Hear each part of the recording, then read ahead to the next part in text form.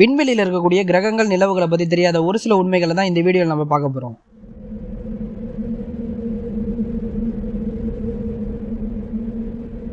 Number 1, வெள்ளிக்கோள். இந்த கோளை பார்க்கறது கிட்டத்தட்ட பூமி மாதிரியே இருக்கும். அதாவது நிறைய அளவு, அடர்த்தி இது எல்லாமே பூமிக்கு ஒத்ததாவே இருக்கும். இதனாலே ஆராய்ச்சியாளர்கள் இந்த வெள்ளி கிரகத்தை பூமியோட தீய இரட்டை சகோதரின்னு அழைப்பாங்க. சூரிய குடும்பத்தில் இருக்கக்கூடிய பெரும்பாலான கிரகங்கள் ஆன்டி கிளாக் வைஸ்ல தான் சூரியனை சுத்தியே வரும். அதாவது இடமிருந்து வலம் சுற்றும். ஆனா வெள்ளி கிரகம் மட்டும் இதுக்கு விதிவிலக்கானது. ஏன்னா வெள்ளி கிரகம் சூரியனை கிளாக் வைஸ்ல சுத்தி வரும். அதாவது வலதுபுறத்துல இருந்து இடதுபுறத்தை நோக்கி சுத்தும். இந்த மாதிரி வெள்ளி கிரகம் சுத்துறதுனாலயே வெள்ளி கிரகத்துல மட்டும் சூரியன் மேற்கு திசையில உதிச்சு கிழக்கு திசையில மறையும். வெள்ளி கிரகம் தன்னை தானே சுற்றி கொள்றதுக்கு மொத்தமா 243 பூமி நாட்கள் எடுத்துக்கும். அதுவே வெள்ளி கிரகம் சூரியனை சுத்தி வரதுக்கு 225 பூமி நாட்கள் மட்டும் தான் எடுத்துக்கொள்ளுது. இதனாலேயே வெள்ளி கிரகத்தோட ஒரு நாள்ன்றது அதோட ஒரு வருஷத்தை விட ரொம்பவே நீளமானது. என்னதான் புதன் கிரகம் சூரியனுக்கு ரொம்பவே அருகில இருந்தாலும் புதன் கிரகம் வந்து சூடான கிரகம் கிடையாது. சூரிய குடும்பத்திலே ரொம்பவே சூடான கிரகம்னா அது வெள்ளி கிரகம் தான். வெள்ளி கிரகத்தோட சராசரியான வெப்பநிலை 465 டிகிரி செல்சியஸ் வரைக்கும் இருக்கும். வெள்ளி கிரகத்தோட பகல் நேர வெப்பநிலையும் இரவு நேர வெப்பநிலையும் கிட்டத்தட்ட ஒரே மாதிரி தான் இருக்கும். இது காரணம் ஆராய்ச்சியாளர்கள் என்ன சொல்றாங்கன்னா அடர்த்தியான கார்பன் டை ஆக்சைடு வெள்ளி கிரகத்தோட வளிமண்டலத்தில் அதிக அளவு இருக்கிறதுனாலதான் பூமியில மாதிரியே வெள்ளி கிரகத்திலையும் மழைன்றது பெய்யும். அப்படி மேகங்கள்ல இருந்து பெய்யக்கூடியது தண்ணியா இருக்காது, அது அமில மழையா இருக்கும். அப்படி பெய்யக்கூடிய மழையும் தரையை தொடுறதுக்கு முன்னாடியே வெள்ளி கிரகத்தோட சூடுனால ஆவியாயிரும்.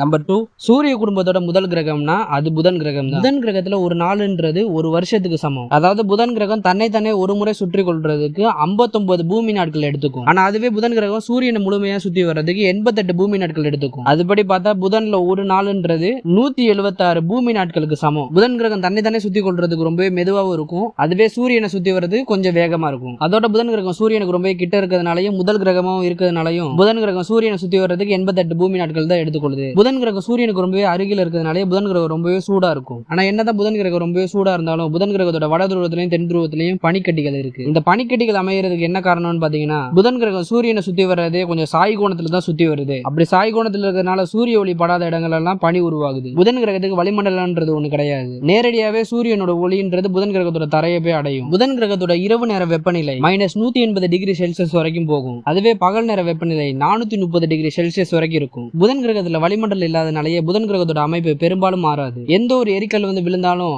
அது விழுந்த தடம் அப்படியே இருக்கும். Number 3, Europa. வியாழன் கிரகத்தை சுத்தி வரக்கூடிய 4 மிகப்பெரிய நிலவுகள்ல இந்த நிலவும் ஒண்ணு. இந்த நிலவு ரொம்ப ஒரு குளிரான ஒரு நிலவு. இந்த நிலவு சுமாரா 3.5 நாட்கள்லயே முழுவதுமா வியாழனை சுற்றி வந்துடும். இந்த நிலவு வியாழனோட டைடலா லாக் ஆயிருக்கு. இந்த நிலவை வியாழன் கிரகத்துல இருந்து பார்க்கும்போது இந்த நிலவோட ஒரு பக்கத்தை மட்டும் தான் பார்க்கவே முடியும். கிட்டத்தட்ட நம்ம நிலவும் இதே மாதிரி தான் பூமிக்கு லாக் ஆயிருக்கு. பூமியில இருந்து நம்ம நிலவை பார்த்தாலும் நிலவோட ஒரு பக்கத்தை மட்டும் தான் பார்க்க முடியும். இந்த நிலவோட சராசரியான மேற்பரப்பு வெப்பநிலை எவ்வளவுன்னு பாத்தீங்கன்னா -160 டிகிரி செல்சியஸ். இந்த யூரோப்பா நிலவோட மேற்பரப்பு முழுசாவே பனியால மூடப்பட்டிருக்கு. இந்த பனிப்போர்வையோட தடிமன் சுமாரா 10 கிலோமீட்டர்ல இருந்து 30 கிலோமீட்டர் வரைக்கும் தடிமனா காணப்படுது. ஆனா ஆராய்ச்சியாளர்கள் இந்த பனிக்கு கீழே ஒரு மிகப்பெரிய ஒரு கடல் இருக்கலாம்னு சொல்றாங்க. அதோட இந்த யூரோப்பா நிலவுல உயிர்கள் வாழ்றதுக்கான வாய்ப்பு இருக்கலாம்னு ஆராய்ச்சியாளர்கள் சொல்றாங்க.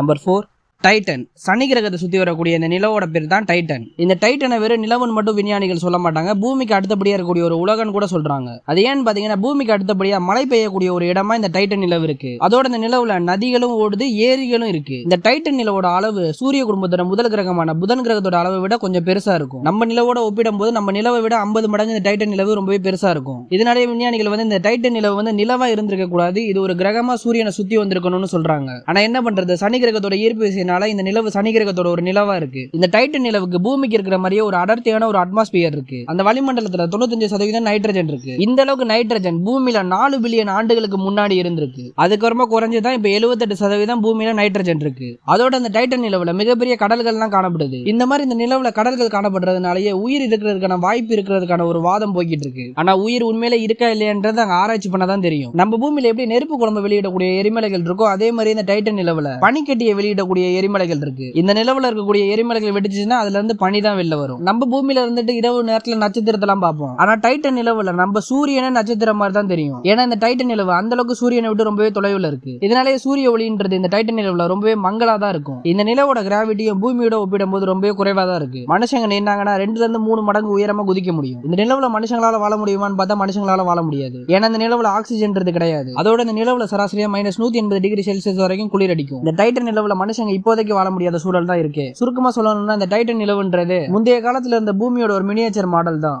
நம்பர் 5 மிரண்டா.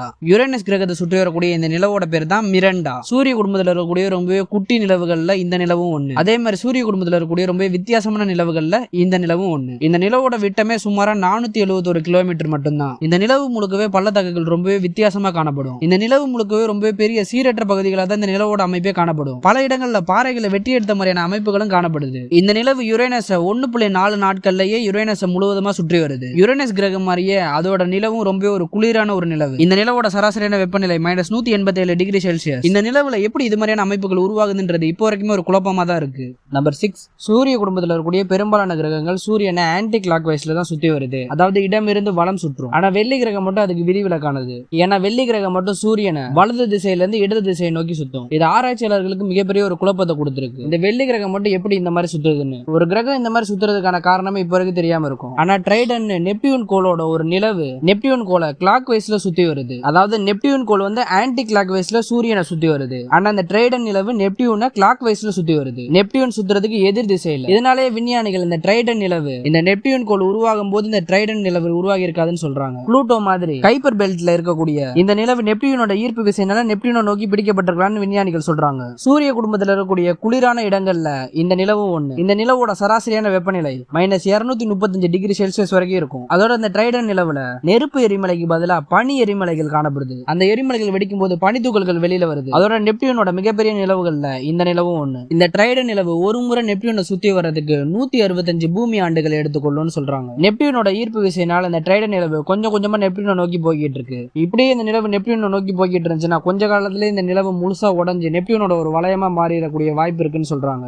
Number 7 Neptune. சூரிய குடும்பத்தோட 8வது கிரகமும் சூரிய குடும்பத்தோட கடைசி கிரகமும் இந்த நெப்டியூன் தான். நெப்டியூன்ல நிலவக்கூடிய அதிகபட்ச வெப்பநிலை எவ்வளவுன்னு பாத்தீங்கன்னா -218 டிகிரி செல்சியஸ். நெப்டியூன் ரொம்ப ஒரு குளிரான ஒரு கிரகம். நெப்டியூனோட வளிமண்டலத்துல அதிக அளவு மீத்தேன் வாயு காணப்படுது. சூரிய குடும்பத்திலேயே அதிவேகத்துல காற்றடிக்கக்கூடிய ஒரு கிரகமா நெப்டியூன் இருக்கு. நெப்டியூன்ல சுமாரா 2100 கிலோமீட்டர் வேகத்துல காற்றடிக்கும். நெப்டியூன் தன்னை தானே சுற்றி கொள்றதுக்கு 16.11 மணி நேரம் எடுத்துக்கொள்ளுது. அதாவது பூமி தன்னை தானே சுற்றி கொள்றதை விட ரொம்ப குறைந்த நேரத்திலேயே நெப்டியூன் தன்னை தானே சுற்றி கொள்ளுது. இந்த அளவுக்கு நெப்டியூன் ரொம்ப வேகமா சுத்துறதுனால தான் நெப்டியூனுக்குள்ளேயும் காற்று ரொம்ப வேகமா வீசுது. நெப்டியூன் நிலவுக்கு மொத்தமா 14 நிலவுகள் காணப்படுது. அதுல ரொம்ப பிரபலமானதுன்னா அது ட்ரைடன் தான். ஏன்னா இந்த நிலவு மட்டும் நெப்டியூன் சுத்துறதுக்கு எதிர் திசையில நெப்டியூனை சுத்தி வருது. நெப்டியூன் எதனால இந்த மாதிரி நீல நிறத்துல காணப்படுதுன்னா நெப்டியூன்ல காணப்படக்கூடிய அதிகப்படியான மீத்தேன் வாயுனால தான். இந்த நெப்டியூன் கிரகத்தை செப்டம்பர் 23, 1846 தான் கண்டுபிடிக்கிறாங்களே. பிற கிரகங்கள்ல காணப்படக்கூடிய சின்ன சின்ன மாற்றங்கள் மூலமா யுரேனஸ்க்கு அப்புறமா இன்னொரு கிரகம் இருக்குன்றதுக்கான ஒரு வாதம் முன்னாடியே இருந்துச்சு. அதுக்கப்புறம் தான் 1846 உண்மையிலே நெப்டியூன்ற ஒரு கிரகம் இருக்குன்றதையே உறுதிப்படுத்துறாங்க. நம்பர் 8 மனுஷங்க இப்போ கொஞ்சம் காலகட்டமாகவே எப்படியாவது பூமியை விட்டுட்டு செவ்வாய்க்கு போகலான்னு பார்த்துக்கிட்டு இருக்காங்க. எதனால இந்த மாதிரியான ஒரு யோசனை மனுஷங்களுக்கு தோணுச்சுன்னா இங்க நடக்கக்கூடிய போர்னால தான். பூமியில தொடர்ச்சியா போர் நடக்கிறதுனாலயும் காலநிலை மாறிக்கிட்டே இருக்கிறதுனாலயும் ஏதாவது ஒரு கட்டத்துல மனித இனம் முழுவதுமா அழிஞ்சிடக்கூடாது, எங்கேயாவது மனுஷங்க வாழ்றதுக்கு ஒரு இடம் இருக்குன்னு செவ்வாயை அவங்க தேடி போறாங்க. இது கேட்கறதுக்கு நல்லா தான் இருக்கும். ஆனா யோசிச்சு பார்த்தா செவ்வாயில மனுஷங்க வாழவே முடியாது. செவ்வாயில மனுஷங்க குடிக்கிற மாதிரி தண்ணி கிடையாது, ஆக்சிஜன் கிடையாது, அதோட குளிர் அதிகம், கதிர்வீச்சு அதிகம். இது மாதிரி மனுஷங்க வாழ்றதுக்கு தேவையான எதுவுமே கிடையாது. ஆனா இது எல்லாமே பூமியில இருக்கு. இங்க எப்படி எல்லாரும் ஒத்துமையா வாழுவாங்கன்னு பார்த்தா இந்த பூமி அழிய போது அதனால நான் வேற ஒரு இடத்துக்கு போறேன்னு சொல்றாங்க. என்னதான் இங்க இருக்கிறவங்க எவ்வளவு சொன்னாலும் போகணும்னு முடிவு எடுத்தவங்க போயே தான் தீருவாங்க. அந்த மாதிரி போகணும்னு முடிவு பண்ணவங்க கடைசியா செவ்வாய்க்கு போனாங்கன்னா செத்து போ. நான் தடுக்க முடியுமா?